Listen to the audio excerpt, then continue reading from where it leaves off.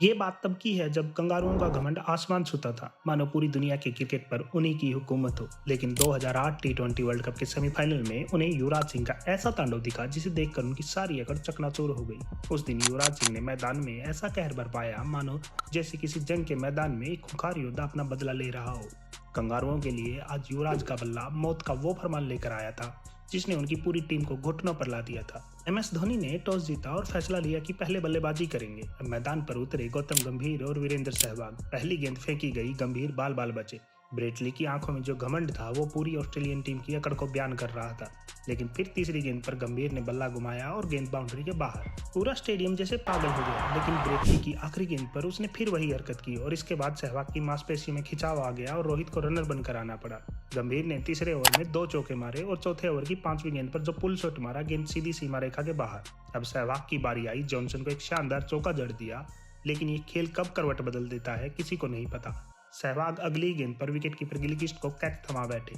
सहवाग ने 11 गेंदों पर सिर्फ 9 रन बनाए। ऑस्ट्रेलियन टीम का जश्न देखकर ऐसा लग रहा था मानो पूरी बाजी उन्होंने पलट दी हो। अब मैदान पर उतरे रॉबिन उथप्पा। थप्पा वो खिलाड़ी है जो किस्मत को भी साथ लेकर चलते हैं। पहली गेंद पर तो बाल बाल बचे, लेकिन अगली बॉल पर चौका मारकर मानो हर दर्शक के दिल में फिर से उम्मीद की लौ जला दी। लेकिन बात ये थी कि चौके तो लग रहे थे, पर भारतीय टीम का स्कोर 6 ओवर में सिर्फ 36 रन था। अब ऐसे में तो लगता था कि हार नजदीक है। उथप्पा को फिर एक मौका मिला, कैच छूटा, पर रन रेट बढ़ाने के चक्कर में 7वें ओवर की 5वीं गेंद पर गौतम गंभीर आउट हो गए। गंभीर ने 25 गेंदों पर सिर्फ 24 रन बनाए और ऑस्ट्रेलियन टीम के चेहरे पर ऐसा जश्न था जैसे उन्होंने कोई जंग जीत ली हो। अब भारतीय टीम का स्कोर था 8 ओवर में 41 रन पर 2 विकेट और सामने ऑस्ट्रेलिया जैसी धाकट्टी। ये शुरुआत तो जैसे किसी बड़ी हार का इशारा थी। अब मैदान पर आया था युवराज सिंह, जिसने ऑस्ट्रेलिया को सबक सिखाने की ठान ली थी। पहली बॉल उसके सिर के पास से एक तीखी बाउंसर निकली, लेकिन अगले ही पल युवराज ने उस बॉल को सीधे स्टेडियम के बाहर भेज दिया। हाँ, ये वो पल था जब पूरा स्टेडियम झूम उठा, मानो एक तूफान आने को तैयार था जो सब कुछ बहा ले जाने वाला था। युवराज सिंह ने सिर्फ बाउंसर का जवाब नहीं दिया, बल्कि सिक्स की ऐसी बारिश कर दी, मैदान पर खड़े हर खिलाड़ी के होश उड़ गए। अब गेंद लेकर आए एंड्रू साइमन। पहली बॉल पर युवराज ने चौका जड़ दिया और चौथी गेंद पर उथप्पा ने एक जोरदार छक्का मारा। जैसे ही आखिरी बॉल आई, युवराज ने उसे भी आसमान की सैर पर भेज दिया, मानो कह रहा हो, मैं यहाँ हार मानने नहीं आया, मैं तो खेल को जीतने और इसे अपनी शर्तों पर चलाने आया हूँ। मैदान पर जोश था, टीम इंडिया की खुशी का ठिकाना नहीं था। स्कोरबोर्ड पर 10 ओवर में 60 रन टंगे थे, लेकिन असली खेल तो अभी शुरू हुआ था।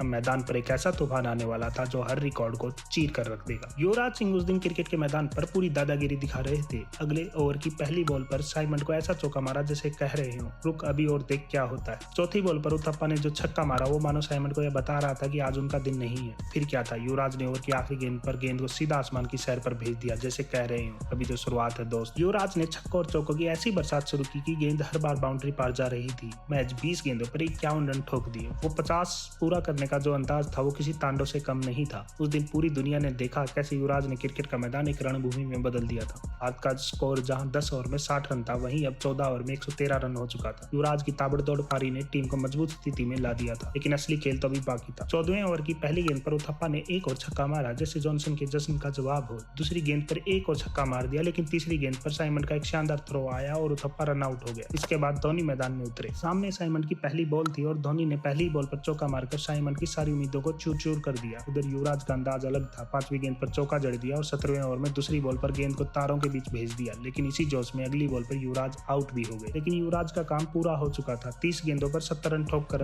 उन्होंने अपना नाम क्रिकेट इतिहास में दर्ज कर दिया। स्कोर था 155 रन पर 4 विकेट और मैदान पर थे धोनी और रोहित। अब बारी थी धोनी की जादूगिरी की। उन्होंने चौकों और छक्कों की ऐसी बरसात की, गेंदबाजों को सोचने का वक्त भी न मिला।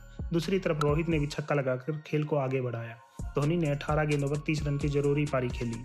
आखिरी ओवर में रन चुराने के चक्कर में रन आउट जरूर हो गए, लेकिन तब तक वो अपना काम कर चुके थे और आखिरी बॉल पर इरफान पठान ने चौका मारकर वो मोमेंटम इंडिया को दे दिया जो टीम को चाहिए था। भारत ने 20 ओवर में 188 रन बनाए, लेकिन 189 रन का टारगेट ऑस्ट्रेलिया जैसी खतरनाक टीम के सामने मुश्किल भी नहीं था। ऑस्ट्रेलियाई टीम मैदान पर आई तो एक बात तय थी कि वो आसानी से हार नहीं मानेंगे। पहले ओवर की तीसरी गेंद पर ही गिलक्रिस्ट ने एक चौका जड़कर अपने इरादे साफ कर दिए और फिर अगले ओवर में एक छक्का मारकर ये भी बता दिया कि आज वो अलग मूड में है। दोनों ऑस्ट्रेलियाई बल्लेबाज स्कोर को आगे बढ़ाते चले गए बिना किसी रुकावट के। दोनों ओपनरों ने 36 रन जोड़ दिए थे, पर तभी श्रीसंत की एक गेंद ने गिलक्रिस्ट की गिलियां उड़ाई। वो श्रीसंत का विकेट का सेलिब्रेशन जिसे देखकर कोई भी उस विकेट की अहमियत समझ सकता था।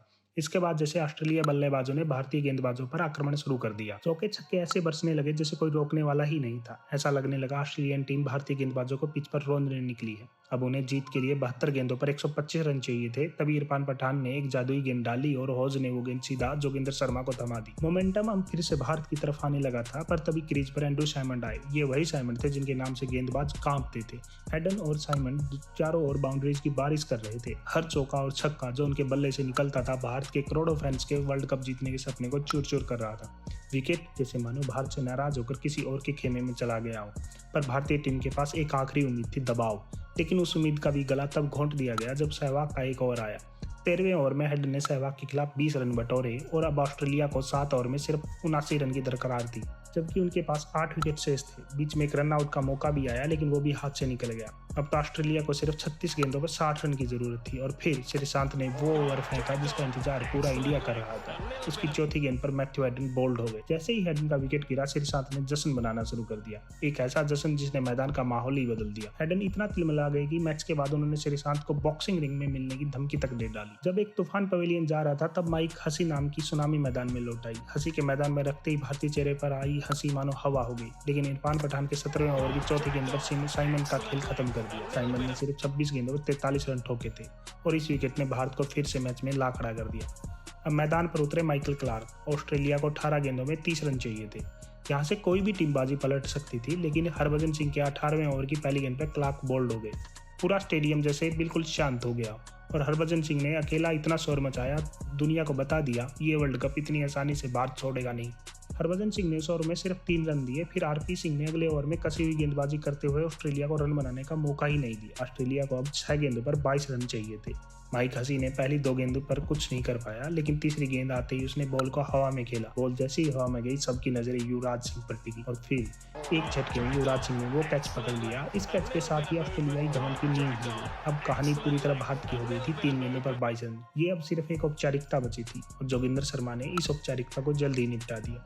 5वीं गेंद पर ब्रेटली को बोल्ड कर दिया और बस मैच खत्म। यह वही क्षण था जब भारतीय टीम ने इतिहास लिख दिया, ऐसा इतिहास जो क्रिकेट की दुनिया में हमेशा के लिए अमर हो गया।